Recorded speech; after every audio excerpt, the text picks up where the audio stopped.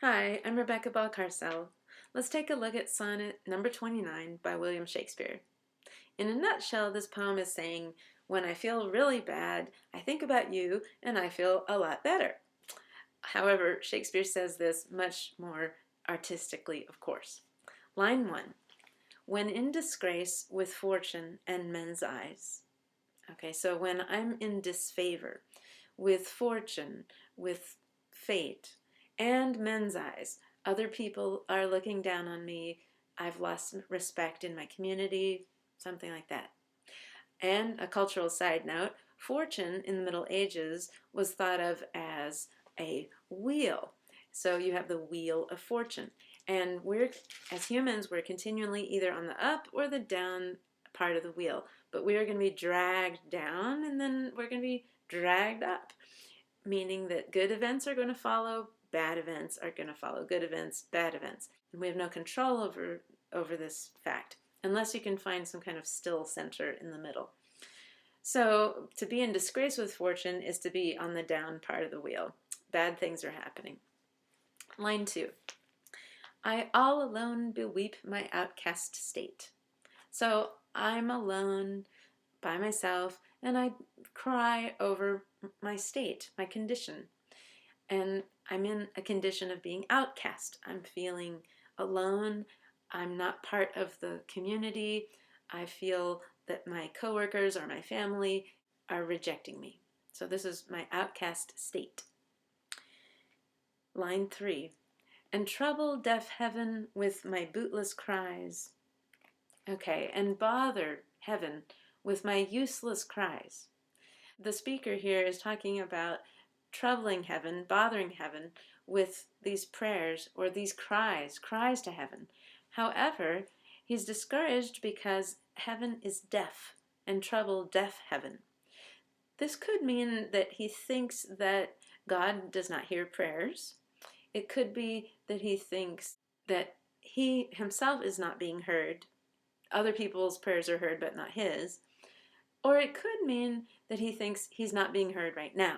That sometimes he's heard, but at this point, when he really wants to be heard, he feels like his cries are useless. Line 4. And look upon myself and curse my fate. So I'm either looking in the mirror at myself and cursing my lot in life, or I'm introspecting and looking upon myself and I'm unhappy with who I am, what life I have, the life I'm leading. Now line 5 starts a new section, a new quatrain, a new set of 4 lines. Wishing me like to one more rich in hope.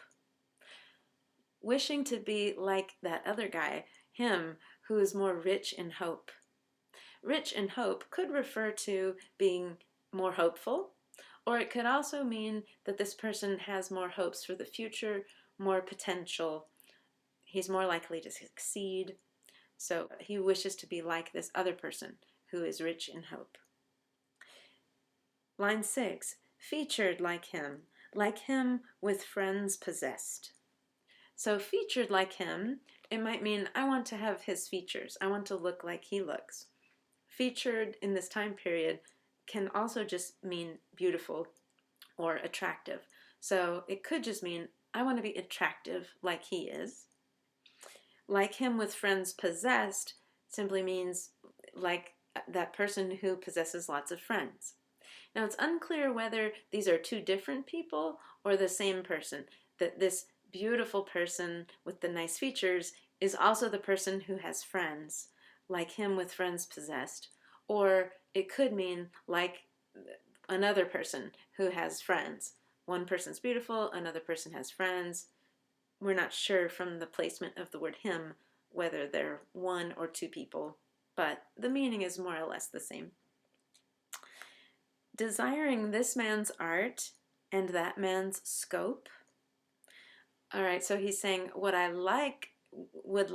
I desire this man's art, this man's skill, or that man's scope.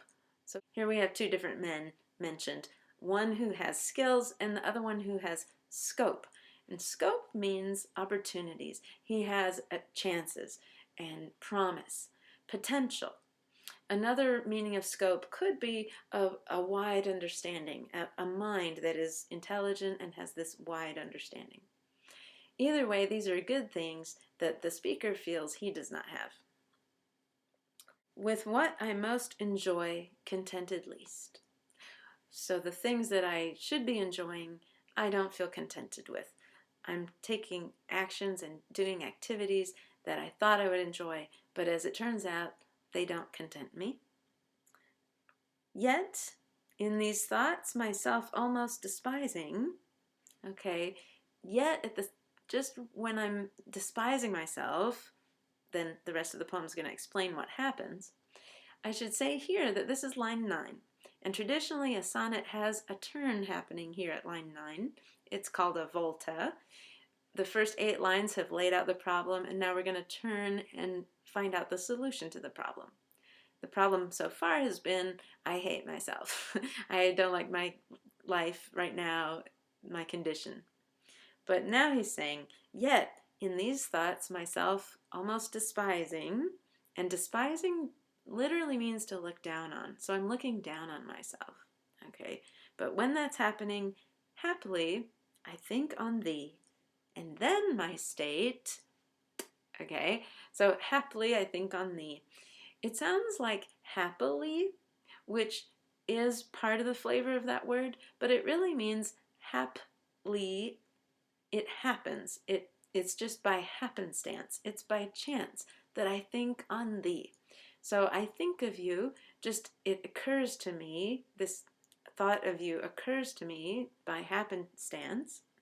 And then my state, okay, he's about to say my state changes for the better, but he has an open parenthesis for the next line. So line 11 is, like to the lark at break of day arising from sullen earth. From sullen earth actually carries over to line 12, but let me discuss this whole parenthetical phrase together. So, similar to the lark, a bird, that arises and flies up at the break of day, at the dawn, a time of hope and new beginnings. Okay? Now I should mention sullen means brown. The earth being sullen just it means that it's dull and dark and not sparkly, not shiny. So the lark arises from the sullen earth, and he says, my state, like that lark, sings hymns at heaven's gate. So now his state has changed. Instead of feeling like heaven doesn't hear his prayers, he feels that he wants to sing at heaven's gate.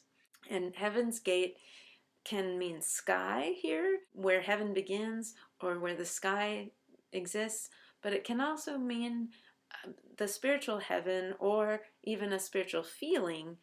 Heaven's gate can be an internal happiness, or it can be a literal heaven, like a location that has an actual gate, and I'm singing there. That's how it feels like, that I'm singing at heaven's gate. And then we have the final 2 lines, the rhyming couplet. It just means a rhyming 2 lines. For thy sweet love remembered, such wealth brings, that then I scorn to change my state with kings. So that's both lines together. For thy sweet love remembered, for when I remember your love, such wealth brings, it brings such wealth that I scorn, I reject to change my state with kings. I wouldn't change places with a king. I feel so good. The word state has meant before a condition or a state of mind, but here in the final line, it means chair or throne. I wouldn't change my throne for a king's throne. So I wouldn't change my chair for his chair. And I wouldn't change my condition with a king either. So we have yet another meaning of the word state. All right, so that's the basics of the poem. Let me point out a metrical puzzle that happens in line 3, and trouble deaf heaven with my bootless cries. It may be that you've known that sonnets contain 10-syllable lines. So a regular line ought to have 10 syllables and they should have a stress pattern that goes like this. Da-da, da-da, da-da, da-da, da-da. And line 1 follows that rhythm perfectly. When in disgrace with fortune and men's eyes. Or we could do it this way. When in disgrace with fortune and men's eyes. The 10 syllables in the meter of da-da. Line 3, though, has 11 syllables if you read it this way. And trouble deaf heaven with my bootless cries. There's something weird there. And trouble deaf heaven. That's where the problem is. So trouble and heaven, one of those has got to collapse into just one syllable. And in Shakespeare's time, heaven was often pronounced as heaven. It may be that you've sung hymns in a church or some Christmas carols that need heaven to happen on just one beat, and that's the same thing going on here. And trouble deaf heaven with my bootless cries. That would work. Other people say, no, I think heaven deserves heaven, 2 syllables. Maybe trouble is the word that should collapse to 1 syllable. And trouble deaf heaven with my bootless cries. But then you've got to say it quickly. And it's kind of interesting that trouble is the word that makes trouble for this line. Kind of a cute pun, perhaps. But more likely, Shakespeare intended heaven to be pronounced as 1 syllable, and the trouble was meant to be just a normal word. We can't know for sure, but probably the heaven thing makes more sense. Okay, now it feels like we're done, but we're not. I want to give you one more lens with which to look at this poem. Obviously, the poem's message is fairly simple, like I said at the beginning. The message is basically, when I feel really bad, I think about your love, and it cheers me up. Now, that love can be a romantic love, it could be a divine love, but some people see references to physical love in this poem, sexual innuendos that Shakespeare put in the poem. Here's the argument. Some people say, well, line 1 has the word in. Line 2 has the word out, very close to the word in, out. Then we see the word desiring later on. And farther on, we see the word arising, which some people say refers to an erection. And we also have the word enjoy. Now, this is the most sexual word of all. It doesn't seem like it to us, but an Elizabethan audience in the time of Shakespeare also knew another meaning for the word enjoy, which is to be in the act of having sex. So if I said, I'm enjoying you, it would mean I am having sex with you, especially from the man's point of view, that I'm a man enjoying you, the lover. So does this change the meaning of the poem or the way that we would interpret the poem? I think it does. If we look through this lens, we have when in disgrace, with fortune in men's eyes, when I am wishing I were like these other people who have gifts, then with what I most enjoy contented least, that means with this person that I usually have sex with, I'm contented least. So among the list of things I don't like about my life is the sexual relationship with this person. And then when I think of you, I feel better. So the you is now someone that we wish we were with. And whether this is another lover or again the divine, or just a deep friendship that I wish I could stop with the sexual relationship. I'd really rather be in this deep friendship with this other person. I don't know. But it does affect the reading of the poem because it adds one other thing that this person is dissatisfied with. They're dissatisfied with this person they're enjoying. They're not contented with that relationship. So then we have thy sweet love remembered, such wealth brings, and that I couldn't change my state with kings.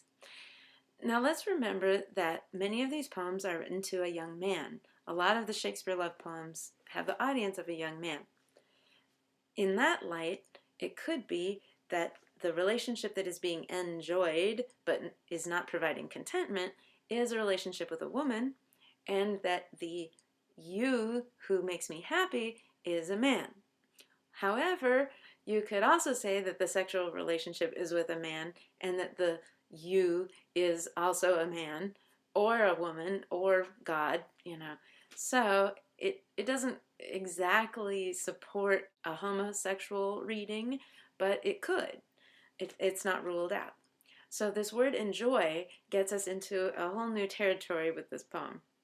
I think whichever way we read the poem, more traditional or more sexual, we still end up with the final message being the same, which is, when I think of you, it makes me happy. So, there we go. Well, I hope you enjoyed this tour through Sonnet 29, and if you'd like, join me for another video sometime.